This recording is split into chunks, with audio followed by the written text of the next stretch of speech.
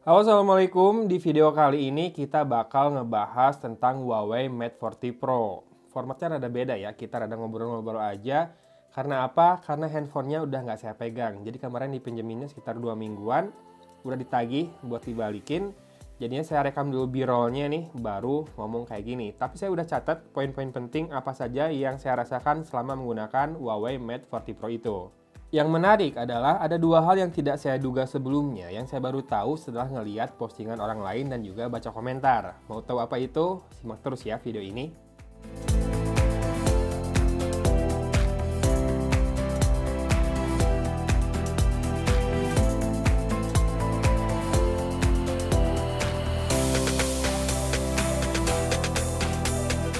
Sebelum bahas dua hal yang baru saya tahu belakangan itu, kita bahas dulu desainnya ya. Kalau ngelihat desain dari Huawei Mate 40 Pro ini, coba deh lihat. Lingkaran belakang kameranya seperti apa. Buat teman-teman yang pernah punya iPod, sepertinya akan familiar ya dengan desainnya yang memang mirip banget dengan iPod, mau itu iPod Shuffle, iPod yang generasi pertama, lingkarannya itu mirip banget loh. Ditambah lagi warnanya kan silver nih, jadi makin menguatkan kesan kemiripannya dengan iPod dulu ya. Tapi soal warna ini, ada yang menarik memang di back cover dari Huawei Mate 40 Pro. Dia punya refleksi cahaya yang halus, yang soft, tapi warna-warninya itu gimana ya, kesan itu elegan, nggak norak sama sekali. Mungkin karena softnya tadi itu ya, jadinya saya suka banget dengan desain dari back cover Huawei Mate 40 Pro ini. Termasuk ketika dibalikan, sisi depannya itu, curve layarnya itu curve banget sampai hampir ke belakang. Kamu bisa lihat pinggiran dari smartphone ini menyisakan sedikit saja buat lengkungan ke back cover. Termasuk lihat tombol volume rocker sama tombol powernya yang jadinya rada ditaruh agak ke belakang dan agak miring ya. Nggak lurus seperti biasanya di smartphone lain. Untuk kamera depan sekarang sudah ditempatkan dengan punch hole ya. Memang besar banget karena ada dua kamera depannya. Nggak lagi pakai notch yang lebar banget seperti di Huawei Mate 30 Pro. Kamu suka yang mana? Beda-beda sih ya selera orang, jadi silahkan saja sesuaikan dengan selera masing-masing. Kita mulai masuk ke bagian jeroannya. Ini adalah smartphone Huawei pertama yang menggunakan Kirin 9000. Dan saya baru tahu ternyata dari postingannya teman saya, Berita Gadget, itu dia adalah punya skor Antutu paling tinggi sejauh ini, yaitu di 660 ribuan ya. Tapi ketika saya coba sendiri memang skornya nggak setinggi itu, tapi kamu bisa lihat di aplikasi Antutu ada rataan skor buat handphone yang sama, memang angkanya di 660 ribuan. Tapi di saya masih munculnya skor Antutunya 500 ribuan. Entah apa yang kurang dalam proses pengujian sehingga skornya nggak bisa mencapai seoptimal mungkin. Terlepas dari skor benchmark, memang performanya cadas ya. Buat main game ini udah enak banget. Nah, frame rate-nya dia support sampai dengan 90 Hz nih di PUBG Mobile. Jadinya main game enak banget. Serius, di antara semua handphone yang pernah saya pakai buat main PUBG, ini adalah yang paling enak sejauh ini. Mungkin faktor lainnya yang membantu biar gaming makin enak adalah faktor penangkapan sinyal ya. Sebagaimana teman-teman tahu, saya pernah bilang di video Huawei Nova 5T, kalau beli Huawei itu sama dengan beli sinyal, termasuk Wi-Fi-nya juga kuat. Beli laptop Huawei, kerasa Wi-Fi-nya lebih kuat. Beli smartphone Huawei juga kerasa sinyalnya lebih kuat, mau yang 4G-nya, mau Wi-Fi-nya juga.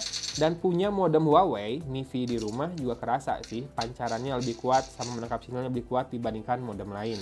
Ini penting karena kan kalau gaming kita butuh ping-nya yang rendah ya, latensinya rendah juga buat networknya, sehingga ketika kita main bisa lebih real time lagi. Nah, mungkin ini yang membuat smartphone ini sejauh ini jadi yang paling enak buat main PUBG yang pernah saya rasakan. Beralih ke kamera, yang saya baca dari komen-komen teman-teman di video unboxingnya, ini adalah smartphone dengan DxOMark paling tinggi nilainya. Sebetulnya saya nggak pernah jadiin nilai DxOMark sebagai acuan ya, tapi paling enggak itu adalah penilaian yang sudah diberikan oleh para profesional yang lebih mahir, lebih kompeten di bidangnya, walaupun memang nggak semua smartphone dites di DxOMark ini. Bayar ya buat bisa dites sama DxOMark ini. Dan kalau misalkan skornya tinggi banget, memang ada sesuatu yang spesial nih berarti dengan kameranya. Karena lagi di rumah aja, paling foto-foto yang saya hasilkan ya standar seperti ini ya. Tapi kualitasnya memang fleksibel banget lah ya hasil fotonya. Termasuk videonya nih, yang saya rasakan dia stabil banget videonya, termasuk fokusnya juga stabil. Kamu bisa lihat di video di taman ini ya, saya lagi ngerekam sebuah tumbuhan atau tanaman. itu gimana ya, hasil videonya itu pertama kerasa natural, kedua juga fokusnya dapat terus, dan ketiga stabilisasinya juga bagus ya. Kalau buat video sih saya nggak ragu lah buat kemampuan dari smartphone Huawei flagship. Cuma buat selfie nih, buat perekaman selfie buat video, saya ngerasa detailnya biasa aja, rada pucat, tone warnanya. Saya punya pembanding di Vivo X50 Pro yang harganya lebih murah. Setengahnya bahkan ya sekarang harganya dibandingkan Huawei Mate 40 Pro ini. Mungkin memang Vivo lebih punya lebih punya tes, lebih punya experience di masalah selfie sehingga hasilnya lebih baik. Waktu itu saya ingat saya mau ngerekam sebuah story buat campaign satu brand di Instagram. Saya kan harus butuh facecam kan buat ngomong di depan kamera. Saya udah rekam dulu menggunakan Huawei Mate 40 Pro, harapannya adalah bagus hasilnya. Betulnya hasilnya bagus-bagus saja, tapi kemudian saya bandingkan dengan Vivo X50 Pro, detailnya tuh kalah si Huawei Mate 40 Pro ini. Jadi, kalau buat yang ngejar selfie, mungkin memang bukan ini smartphone-nya. Tapi kalau audio perekamannya sih bagus ya. Ya, seperti ini. Perekaman dengan kamera depan dari Huawei Mate 40 Pro. Kedengaran nggak suara pesawat di atas? Tuh, pesawatnya. Seperti biasa di kamera Huawei ada dual view kayak gini ya. Dan bisa dilihat stabilisasinya tetap jalan walaupun dengan dua kamera langsung. Tone warna pasti beda sih. Kamera depan emang kamera belakang. Tapi udah nggak ada lagi silau-silauan banget ya di Huawei Mate 40 Pro ini. Untuk pencahayaan seperti ini. Detail lumayan juga kalau pencahayaannya sebagus ini. Tapi kemarin sempat sih waktu coba bikin story di studio, detailnya kurang sama rada pucat dibandingkan Vivo X50 Pro. Ya kalau Vivo sih buat selfie emang terkenal ya. Tapi Huawei juga segini udah lumayan bagus. Oke, kita coba jalan ya. Ini direkam di 4K 60 fps. Kita lihat stabilisasinya. Di rendernya tetap sih ya ke Full HD 24 fps kali. Warnanya kelihatan juga bagus, stabilisasi terjaga.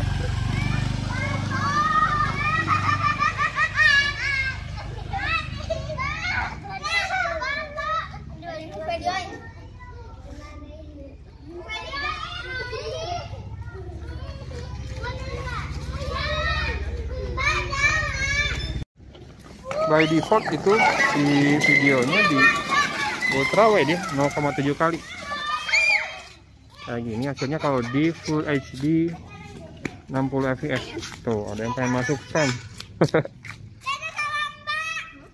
Warnanya kayak gini, hidup tapi nggak lebay-lebay banget. Dan ini saya ngomong pakai masker, jadi mungkin suaranya bakal ada mendem sedikit. Dan saya berusaha untuk nggak nutupin mikrofonnya. Stabilisasinya mantap ya.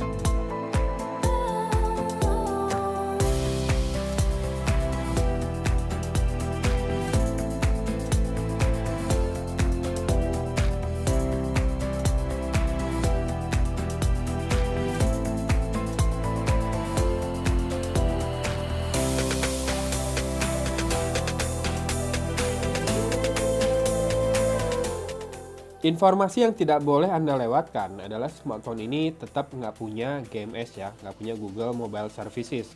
Jadi tidak ada Google Maps, tidak ada Play Store, tidak ada YouTube, tidak ada YouTube Studio, tidak ada Gmail juga. Memang banyak aplikasi yang bisa digunakan juga buat menggantikan fungsi-fungsi itu ya, termasuk Petal Search-nya yang memang membantu banget buat nyari aplikasi source-nya dari mana yang aslinya, buat install kayak misalkan Facebook, WhatsApp, itu dari webnya langsung sama Petal Search dicariin. Tapi bagi saya sih itu jadi satu penghalang buat bisa dijadiin smartphone ini sebagai daily driver. Kurang enak aja gitu ya, pakai handphone Android tapi nggak bisa akses YouTube. Bisa sih pakai browser, tapi kan beda ya experience-nya. Nah jadinya di harga 16 juta kurang 1.000 rupiah, sebetulnya smartphone ini punya semua kelebihan yang bisa ditawarkan ya, dari flagship lain juga, termasuk kameranya bagus, baterainya besar dengan kemampuan fast charging 66 watt, kemudian juga layarnya bagus banget. Prosesornya punya kemampuan gaming yang juga sangat baik, serta handlingnya di tangan meskipun bongsor, menurut saya ini masih enak ya. Cuma masalahnya tanpa GMS apakah Anda bisa bertahan? Atau memang Anda pengguna smartphone lain yang butuh smartphone kedua yang sama bagusnya, yang sama bergengsinya, yang sama kerennya, yang sama bisa diandalkannya buat bikin konten? Mungkin ini jawaban buat Anda. Misalkan Anda sudah punya iPhone lah ya, katakan ya, iPhone yang mini, yang kecil, atau iPhone yang Pro, yang juga masih compact dan butuh smartphone kedua buat nonton, buat main game yang lain lebih besar, silakan. Huawei Mate 40 Pro ini menurut saya cocok buat digunakan sebagai smartphone kedua pendamping dari smartphone OS lain. Memang harganya tidak murah, memang ini kayaknya buat sultan aja ya yang jadiin smartphone kedua tapi harganya seginian. So silakan sesuaikan dengan budget Anda, kebutuhan Anda dan juga preferensi Anda.